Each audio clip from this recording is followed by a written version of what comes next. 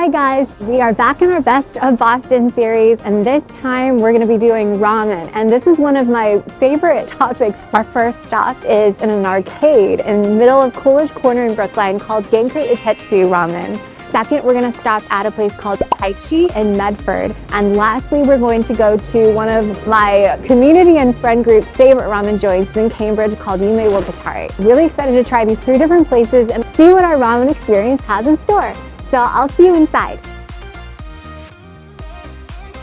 So today we're at our first stop, Genki Itetsu Ramen. Smack dab in the middle of Coolidge Corner, the sprawling, hustling center of gravity of the entire neighborhood of Brookline. A ton of Japanese markets, restaurants, shops. This is actually in an old arcade in the middle of Coolidge Corner. It's kind of a set-apart location, and it's just a really small, intimate, cozy space. So one of the cool things about this place is it's the first New England ramen restaurant to bring Sapporo-style ramen into New England. And Sapporo is a northern Japanese city, so it's situated very similarly to the way that New England is. The climates are very similar. We're in the middle of January, and so needs for warm broth and like hot things, very similar. Differentiating factor for Sapporo-style ramen is that it's actually prepared in a wok, and they have a few extra steps they do to actually prepare the ramen. I love noodles because of the slurp factor. There are a ton of noodles in terms of variety out there. The noodles they use in their ramen come from one of the oldest noodle manufacturers in Japan. So there's a lot more precision, I think, just skill and technique required to make a bowl of this. I got today the miso, inspired by the waitress who told us that one of the head chefs today prepared a very special version that only he can make. So we had to try the miso. Second bowl we got was karai shoyu, and that one is a more modern style of preparation. It's a little bit more of a modern aesthetic. These are very different bowls of ramen, so I'm really excited to try them now. So we're gonna start with the lighter broth. Here, this is the miso, and you see all the different meats layered up in here. Here's definitely chashu, lots of seaweed, green onions piled on top. These bamboo shoots, perfectly prepared eggs, kind of deep, rich, but yet light broth. So I'm really excited for this. Oh yeah, what did they say? Itadakimasu. I'm usually really fond of digging things up from the bottom so that they're maximally aerated and just boiling hot. This is actually really challenging. Okay.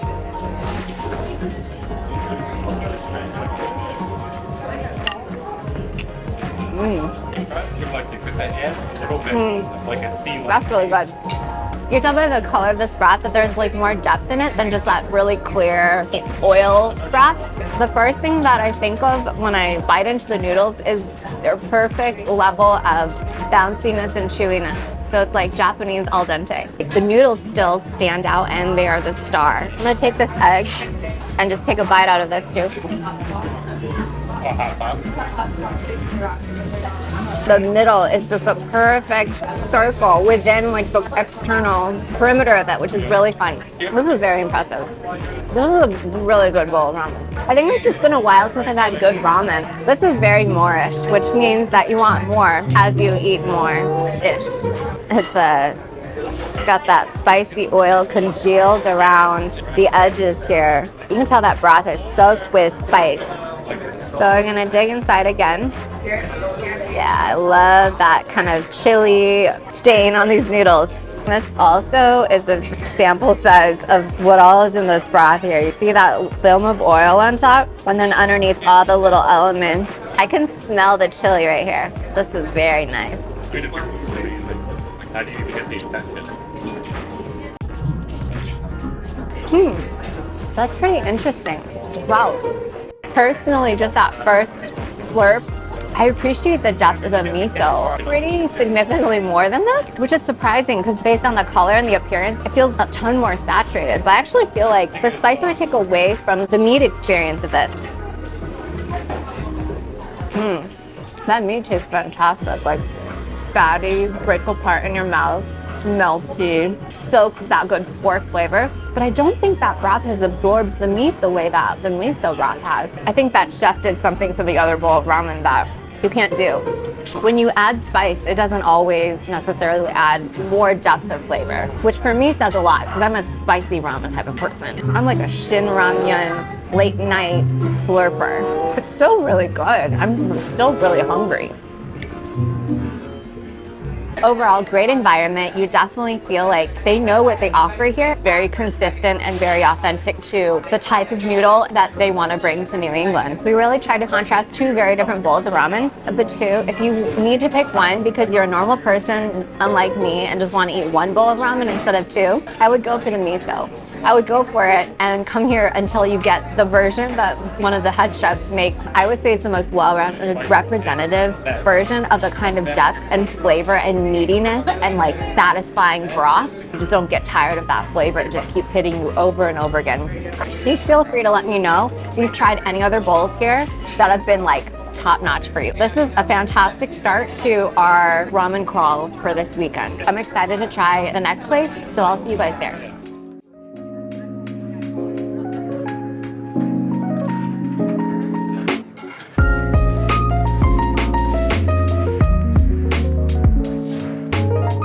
So we're right outside of Pikaichi Ramen. We're in Malden, Medford. I've heard there are a lot of really unique offerings here, so I'll see you inside.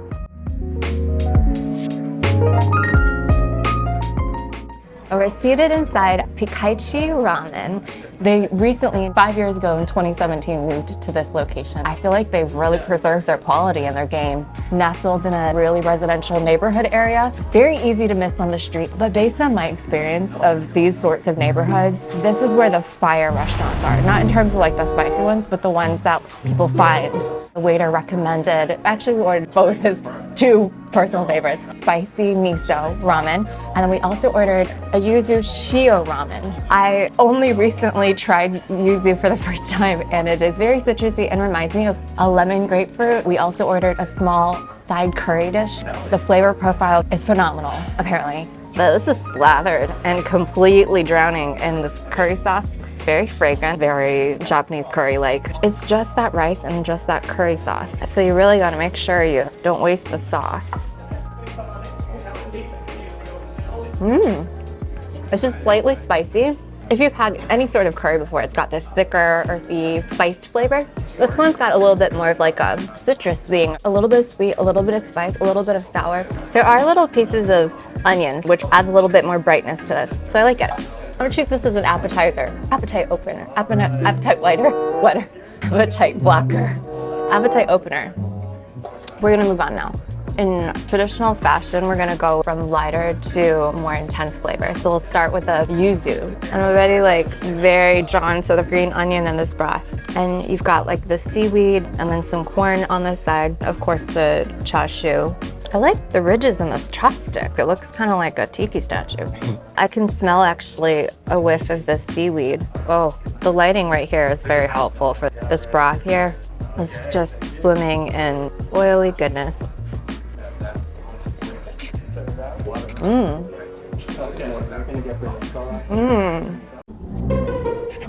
Before I even taste the yuzu, I'm hit by the whiff of it. It is very lemon zesty. Even in a spoonful of this broth, it announces itself. It doesn't like shoot you in the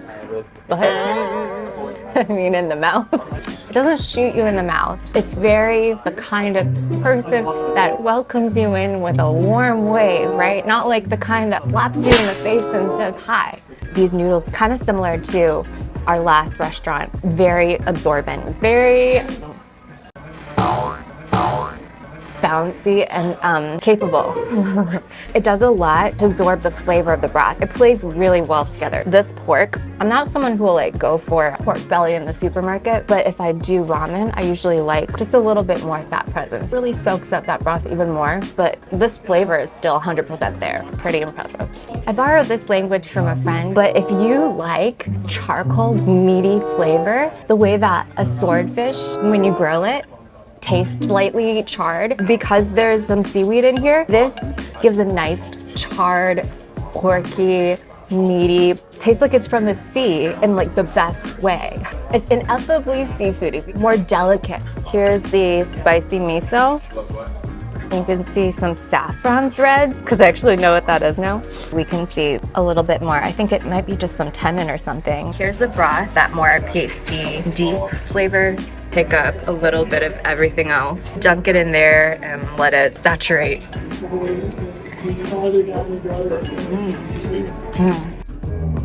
These are all so good. In terms of uniqueness rating, these are both really high. If you're into spice, you will like this book. I feel like they do meat in here for like at least 18 hours. The meat is completely unified with this broth flavor. Everything here, the broth completely reflects the ingredients. This meat is a little bit more tender and pulley-aparty, or a little bit more fatty in that way, I think. So I really like this meat. I have neglected to use the word umami thus far in the video. Umami in Japanese is basically the essence of deliciousness. So that's like the perfect description of everything I'm trying to say. I think I should have just put the words umami on the screen. Umami. I think this is really satisfying in a very umami way. There's a delicate dance between the umami and the spice profile. The way that the chili tastes, the balance with that with the slightly nutty umami. This is an ever-changing experience. I'm being taken on a journey without realizing it. Is this a shrimp? So this place, unique, delicate, warmly extroverted, balanced, addictive, slash satisfying, holistic, slash wholesome. Anything that makes you feel like a perfect round circle. The price here, way more affordable. You get this and a side bowl of that curry and spend the same amount as you would at Genki Itetsu. Great lunch place if you're a solo worker, solo traveler, solo person. This is a really calm, well-rounded experience for ramen. Subjectively, it's much more unique in terms of the flavor. It's much more surprising. My first impression was a lot more emotional, but I feel like there's not a bad bowl of ramen I've had so far.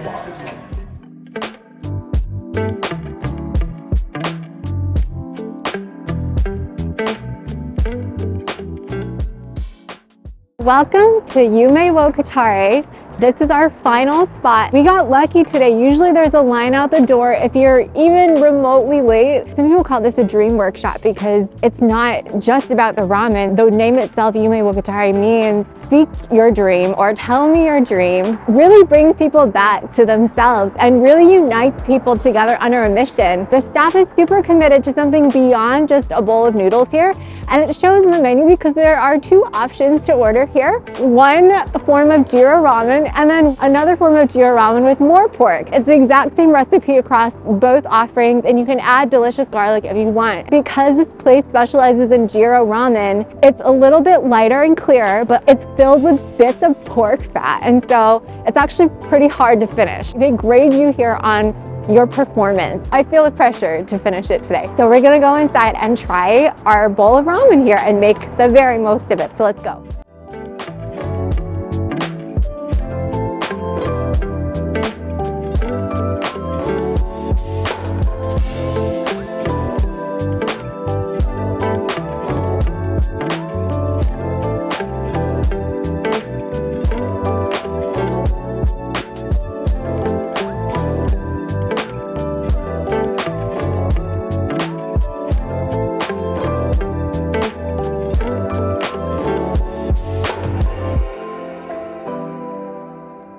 So we are back outside now. This shop has such a focus on the experience and being present that it's a no phone zone. So unfortunately we couldn't vlog the noodles and the airy steam and the seductive, tantalizing pork slices the way that we usually catalog this process.